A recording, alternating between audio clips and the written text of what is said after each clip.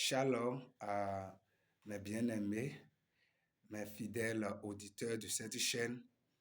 Nous vous saluons et nous remercions aussi Dieu pour tout ce qu'il nous fait à travers cette chaîne pour le bon fonctionnement des foyers et des relations de fiançage.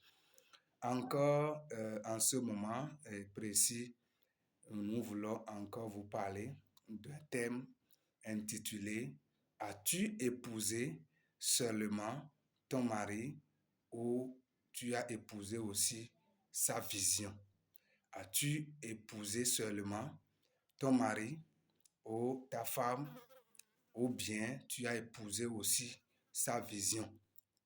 Cette question s'adresse non seulement à l'homme, mais aussi à la femme.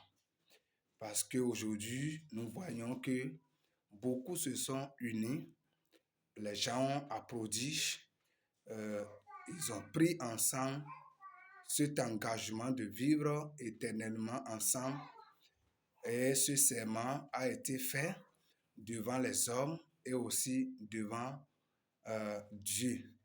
Mais nous constatons encore à la longue que beaucoup déraillent et les problèmes ne manquent pas et arrivent de gauche à droite. Et ce n'est pas parce que les problèmes arrivent que nous voulons partager cette vidéo avec vous, mais notamment ce qui arrive sur les points de vue en ce qui concerne la réalisation du projet, du foyer ou bien de votre relation de fiançage.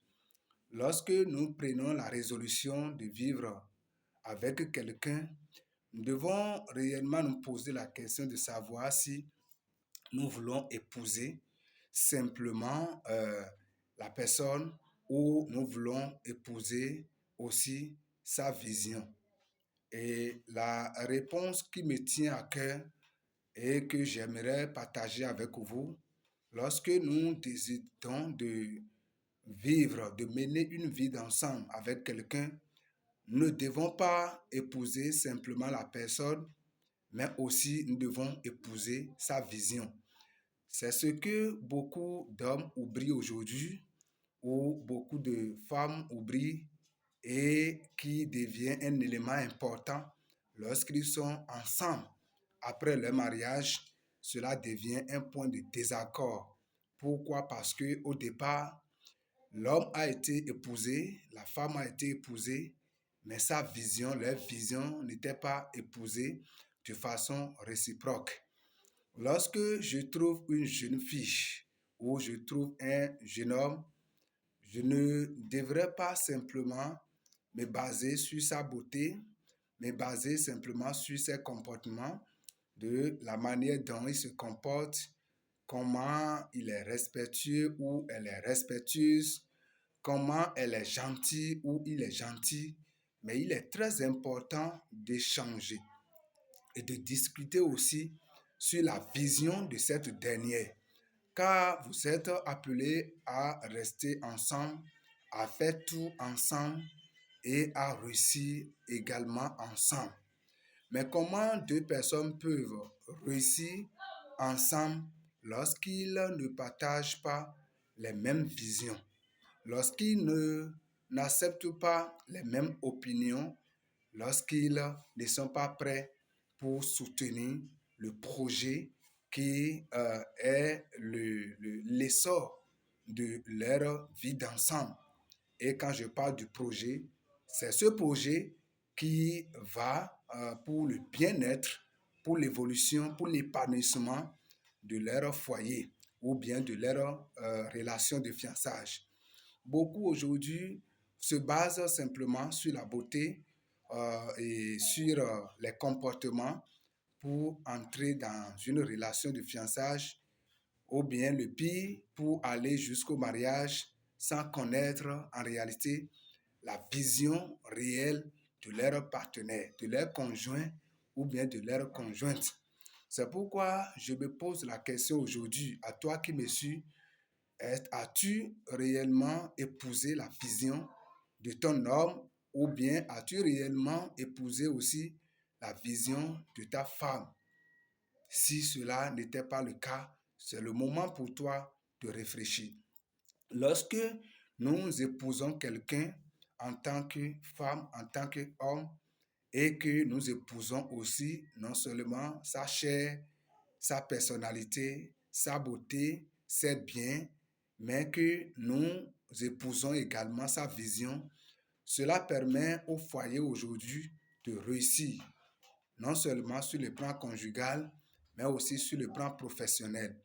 Beaucoup vont aujourd'hui beaucoup auront aujourd'hui de problèmes de ce genre parce que au départ, ils ne se sont pas échangés pour connaître réellement la vision ou bien le projet que leur partenaire avait.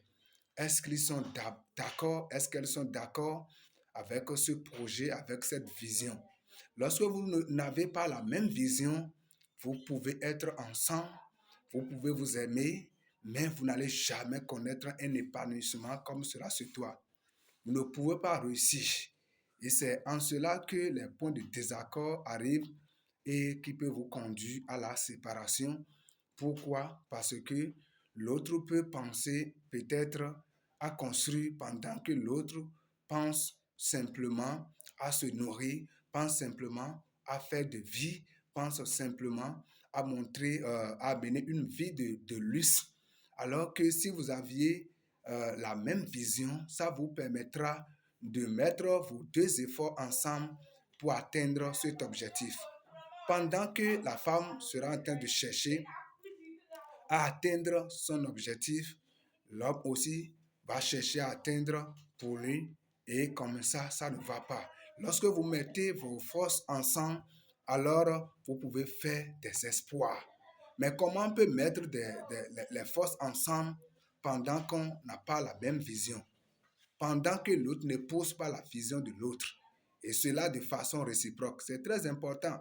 C'est un élément que beaucoup ignorent aujourd'hui, beaucoup négligent, mais qui devient un élément capital dans l'épanouissement des foyers lorsqu'on se met ensemble. Lorsque vous êtes ensemble, vous n'avez pas la même vision, alors ça pose de problèmes. Est-ce que vous vous êtes entendus lorsque vous serez ensemble? Combien d'enfants que vous voulez faire? Qu'est-ce que vous voulez mettre en place comme projet? Qu'est-ce que vous voulez faire et qui constitue votre source de revenus de demain? Si vous ne discutez pas en tant que jeune en relation aujourd'hui, et c'est quand vous serez en foyer que l'homme va dire à sa femme, ah, j'ai un projet de voyage, et la femme va dire, mais moi, je n'ai pas un tel projet, j'ai un projet de mettre sur pied une entreprise, et on commence à tirer de gauche à droite. Là, vous n'aurez pas la paix, non seulement la paix, mais vous ne réussissez pas. Et lorsque vous ne réussissez pas, vous mettez en danger l'avenir aussi de ce foyer, non seulement l'avenir de ce foyer, mais aussi l'avenir de vos enfants. Je veux que à travers cette vidéo, chacun puisse réfléchir encore. Même si vous n'aviez pas encore vu ce côté des choses et vous êtes déjà marié, c'est le moment pour vous de vous asseoir, d'analyser les choses ensemble et d'épouser l'un et l'autre la vision de chacun pour pouvoir réussir. Sinon, personne ne pourra faire quelque chose de façon solidaire, de façon unique pour penser réussir.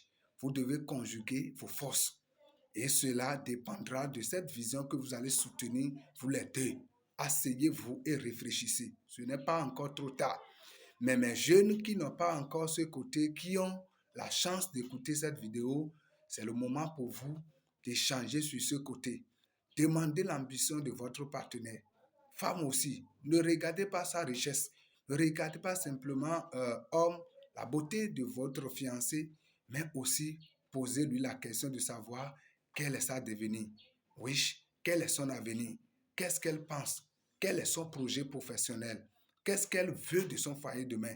Et ensemble, vous allez analyser et travailler ensemble pour atteindre cet objectif qui sera commun à vous. C'est mieux pour vous que de simplement vous apprécier, de simplement analyser les beautés, simplement analyser les comportements sans pouvoir chercher à savoir si vous épousez la même vision. Est-ce que vous voulez réellement devenir le même produit demain? Parce que la Bible dit, les deux deviendront une seule chair. Est-ce que réellement vous voulez rester unique pour atteindre, pour véritablement et aller dans le même sens? C'est très capital pour nous aujourd'hui et cela, c'est important pour le bon fonctionnement de votre foyer. Je dis et je le répète, ce n'est pas encore trop tard. Réfléchissez encore et analysez votre point de vue et conjuguez les forces. Les jeunes, c'est le moment pour vous d'échanger beaucoup sur la vision de votre partenaire et de voir si vous êtes prêt pour l'accompagner dans cette vision et non, allez commencer à réfléchir après le mariage. Ça ne va pas vous arranger. Demandez à ceux qui ont fait l'erreur et qui aujourd'hui n'épousent pas leur vision de façon réciproque.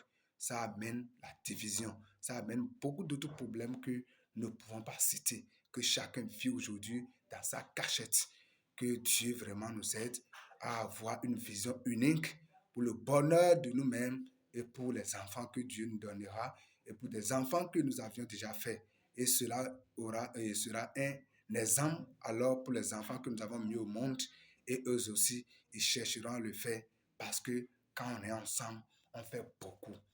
Je ne serai pas long, je veux simplement mettre accent sur cela et je crois que chacun va essayer de réfléchir par rapport à cette vidéo pour s'il aime réellement son foyer, s'il aime réellement sa relation de fiançage. Merci beaucoup à vous et je vous souhaite une très bonne journée et à bientôt.